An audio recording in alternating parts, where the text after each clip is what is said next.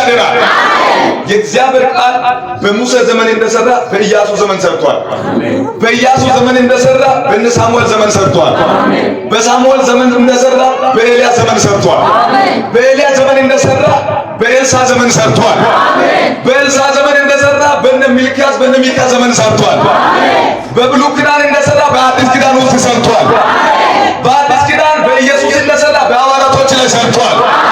በሐዋርያቶች ላይ እንደሰራ ዛሬ በእኔና በአንተ ሊሰራ መጥቷል። ይኸው ገደብ የሌለ ቃል ዛሬ ሕይወትን የቀና ያደርጋል።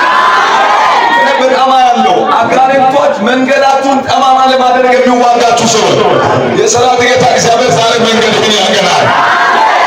ቾቻችሁን አንሱና መንገድ ይቀናል በሉ። ይኸውልህ እኔ በጣም የሚገርም ነገር እያየሁ አንተ አሁን ስታወራ ሰማያዊ ዓለም ላይ የጭንገፋ አጋንንቶች እየሰሙ ነው።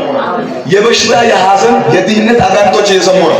መንገድ ሊያበላሽ የተመደቡ አጋንንቶች እየሰሙ ነው። ትናገራለህ ከኔ ጋር ከፍ አድርጌ መንገድ ይቀናል በል።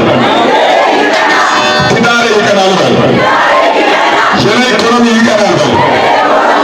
አገልግሎት መልካም ይሆናል በል። ኑሮዬ ይቀየራል በል። አሜን ነው ወይ? አሜን ነው ወይ? እርግጠኛ ነኝ ከኔ ጋር ካመናችሁ ዛሬ አንዳንድ ሰዎች የሆነ መንገድ ይቀየራል። ጠማማው ወደ ትክክል ይቀየራል። ጨለማው ወደ ብርሃን ይቀየራል። አዝናችሁ የመጣችሁ ሰዎች ሐዘን ወደ ደስታ ይቀየራል። አንድ ሰው ጮኸ በጣም እርግጠኛ ነኝ እግዚአብሔር ብዙ ሰዎችን ዛሬ ከማይመጥን ቤት ኮትቶ ያወጣል። አንዳንድ ጊዜ ነገሮች ሲያዝ ሰው የማይመጥን ሕይወት ውስጥ ይኖራል።